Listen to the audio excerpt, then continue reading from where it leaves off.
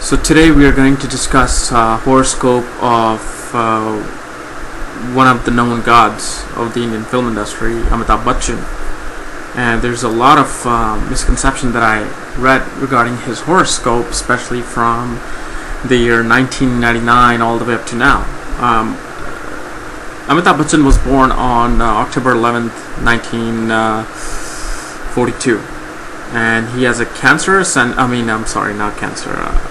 ascendant with Ketu and Rahu. Ketu in the ascendant, Rahu in the 5th house, Saturn in the 4th house in Taurus, Jupiter in the 6th house, Sagittarius, Cancer, and Sun, Mercury, Venus, Mars, and Virgo, and Moon in Libra. So this is his horoscope. Now, I'm not going to get into the whole details of the horoscope, but I'm going to talk about the significance of Saturn in his life. Saturn from Mr. Amitabh Bachchan, or should I say Sir Amitabh Bachchan, is his ascendant lord in a very powerful position in Kendra, in the sign of his own best friend Venus, in the sign of Taurus. Now if it was in Libra, man, it would have been even better, because it would have been excelled. But if you know about Vedic astrology, and if you know about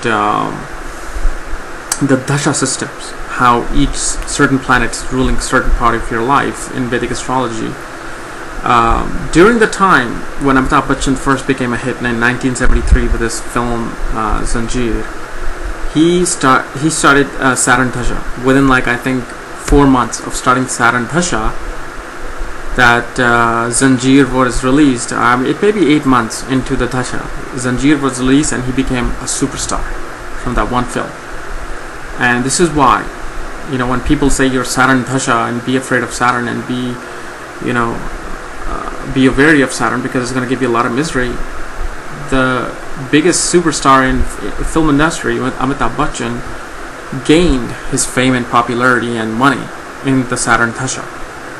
And yes, it's his ascendant lord, so it's working for him.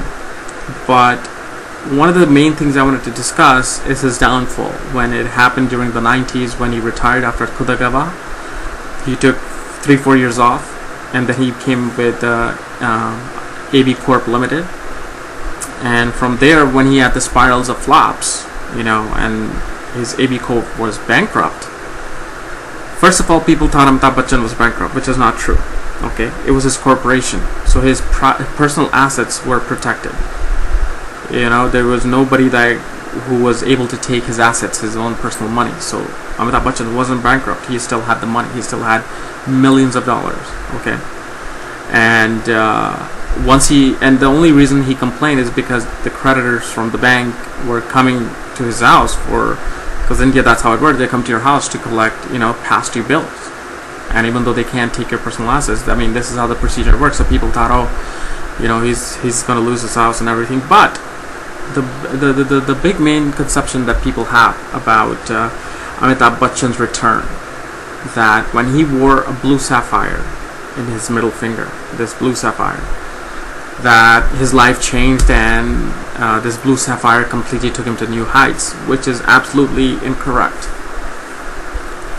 Amitabh Bachchan came back to life with his career is when Saturn came back to its own sign of Taurus and began aspecting his 10th house. Back in 1999, when Saturn moved from Aries to Taurus, it came back to the 4th house where his original Saturn is placed. Then Saturn began aspecting the 7th house, it began aspecting the 7th aspect from itself, which is the 10th house, and it was aspecting the 10th place from itself, which was the ascendant, which was his own sign, which was the Amitabh Bachchan's rising sign. And that again gave it like a sonic boost to Amitabh Bachchan's career. So don't think that blue sapphire is changing people's lives and has changed Amitabh Bachchan's life. Amitabh Bachchan still would be Amitabh Bachchan based on that movement and that transit of Saturn. And blue sapphire, I've said before, it has its own energy. It has its own Masonic energy. It has nothing to do with astrology. It has nothing to do with Vedic astrology, but yes, it does have things to do with Saturn, the energy that it absorbs from Saturn.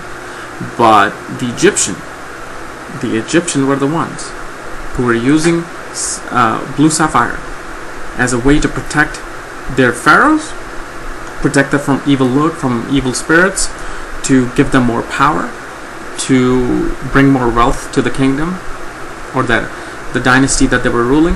So blue sapphire and lapis lazuli were big main stones in Egypt, and from that the Indians found out about the blue sapphire, and this is how neelam came into play.